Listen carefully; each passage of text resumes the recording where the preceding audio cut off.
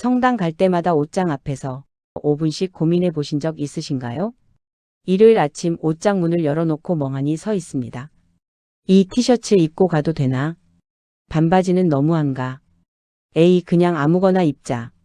그런데 막상 성당 문 앞에서 다른 사람들 옷차림을 보면 괜히 신경 쓰이고 반대로 너무 편하게 입고 나온 날은 왠지 눈치가 보이기도 합니다. 사실 미사 복장 너무 엄격하게 생각할 필요는 없습니다. 그렇다고 아무렇게나 입어도 된다는 뜻도 아니고요. 오늘은 신자분들이 잘 모르고 지나치는 미사 때 흔히 하는 옷차림, 실수 5가지를 여러 사례와 함께 짚어보겠습니다. 재미있는 건 이 고민은 신앙 경력과 상관없이 누구나 한다는 겁니다. 세례받은 지 얼마 안 된 새 신자든 몇십 년째 성당 다니신 어르신이든 옷장 앞에서 망설이는 마음은 다 똑같습니다. 그러니 너무 부담 갖지 마시고 편하게 들어주세요. 1. 편하게와 아무렇게나는 다르다. 이런 경우를 예로 들어보겠습니다. 운동을 마치고 땀에 젖은 트레이닝복 그대로 저녁 미사에 들어가게 됐다면 어떨까요? 아무도 뭐라고 하지 않아도 본인이 오히려 민망해서 다음부터는 여벌 티셔츠를 챙기게 되는 경우가 많습니다. 요즘은 확실히 미사 복장이 예전보다 자유로워졌습니다. 청바지나 운동화를 신었다는 이유만으로 미사 참여가 잘못되는 것은 아닙니다. 평일 미사에 편한 옷 입고 오시는 분들도 많고요. 다만 여기서 한 가지. 편한 옷과 너무 가벼운 옷은 좀 다릅니다. 예를 들어 집에서 막 잠옷 입고 나온 것 같은 차림이라든지 지나치게 노출이 크거나 미사라는 자리에서 본인 스스로도 계속 신경 쓰이게 되는 옷차림이라면 한 번쯤 생각해 볼 필요가 있습니다. 물론 그렇다고 남의 옷차림 보고 저 사람 신앙심 없나 보다 이렇게 판단할 일은 아닙니다. 일 끝나고 급하게 왔을 수도 있고 여행 중에 우연히 들어온 성당일 수도 있으니까요. 중요한 건 다른 사람 옷을 평가하는 게 아니라 내가 미사를 위해 얼마나 마음을 준비했는가입니다. 비슷하게 처정 성체를 앞둔 아이 엄마의 경우를 생각해 볼 수 있습니다. 아이 옷은 며칠 전부터 골라두면서 정작 본인은 집안일하다 그대로 나서는 경우도 종종 있습니다. 나중에 사진을 보고 다음엔 나도 좀 챙겨야겠다 싶어지는 것처럼 이런 소소한 상황이야말로 완벽하지 않아도 괜찮다는 걸 보여줍니다. 2. 여름철 노출 고민 겉옷 하나로 준비하기. 여름만 되면 나오는 단골 질문이 있습니다. 성당에서 반바지 입으면 안 되나요? 민소매는요? 샌들 신어도 되나요? 교회가 모든 신자의 옷차림을 반바지는 몇 센티미터, 소매는 어디까지처럼 세세하게 정해놓은 것은 아닙니다. 다만 미사는 하느님께 드리는 전례인 만큼 장소와 상황에 맞는 단정함과 다른 사람에 대한 배려를 생각해 볼 필요는 있습니다.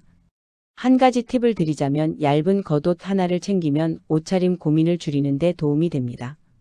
민소매나 반바지 위에 살짝 걸치기만 해도 한결 단정한 느낌을 줄 수 있고 더우면 다시 벗으면 되니 크게 부담될 것도 없습니다.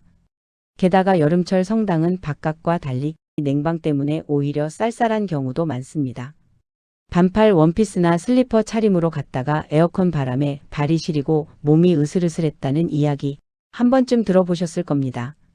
그러니 얇은 셔츠나 가디건 하나를 가방에 넣어두면 단정함과 실용성을 동시에 챙길 수 있습니다. 여기서도 기준은 남이 아니라 나 자신입니다. 오늘 내 옷이 내가 미사에 집중하는 데 불편하지는 않은가. 이 정도만 생각해도 충분합니다. 3. 모자와 선글라스 깜빡 잊고 그대로. 여름 한낮 책 넓은 모자 쓰고 성당 온 어르신이 미사 시작 전 종소리에 놀라 황급히 모자를 벗는 모습 한 번쯤 보신 적 있으실 겁니다. 햇빛 가리려고 밖에서 쓰던 모자나 선글라스, 성당 들어와서도 깜빡 잊고 그대로 쓰고 있는 경우가 은근히 많습니다.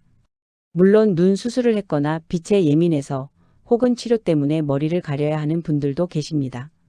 이런 경우까지 함부로 판단할 일은 아니고요.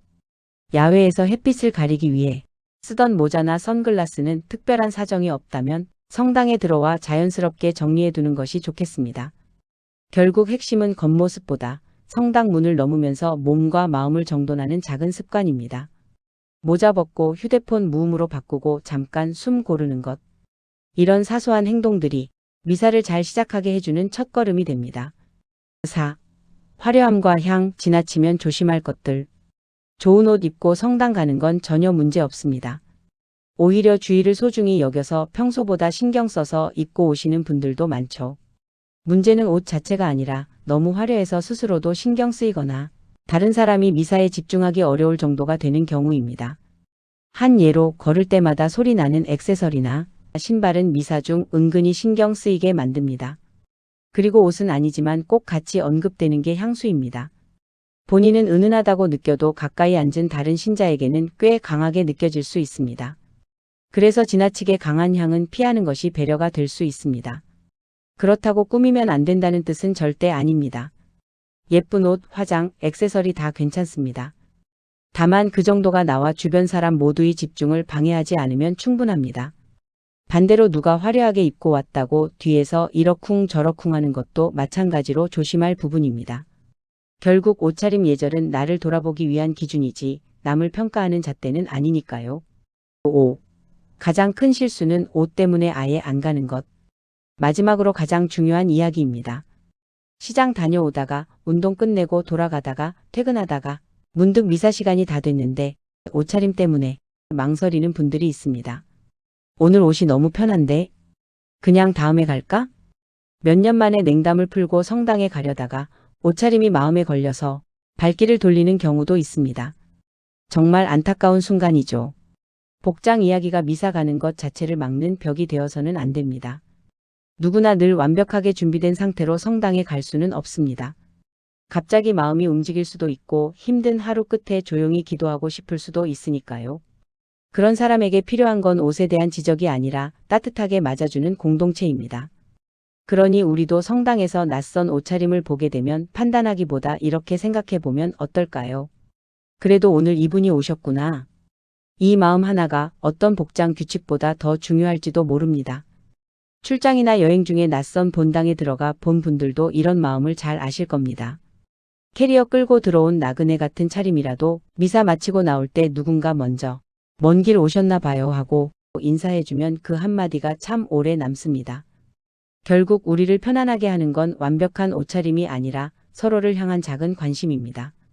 정리하면 이렇습니다. 옷차림 단정하게 하는 건 좋은 습관이지만 비싸거나 특별한 옷이 필요한 건 아닙니다. 내가 미사에 집중할 수 있고 옆 사람에게 지나친 불편을 주지 않는 정도면 충분합니다. 내 옷차림은 조금 더 신경 쓰고 남의 옷차림에는 조금 더 너그러워지는 것. 이번 주 성당 가실 때 옷장 앞에서 고민되신다면 이 한 문장만 떠올려 보세요.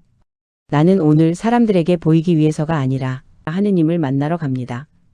그 마음이면 그게 이미 가장 아름다운 미사 준비입니다. 오늘의 내용은 여기까지입니다. 구독과 좋아요 한 번씩 눌러주시면 앞으로 더 좋은 영상 만드는 데 큰 힘이 됩니다.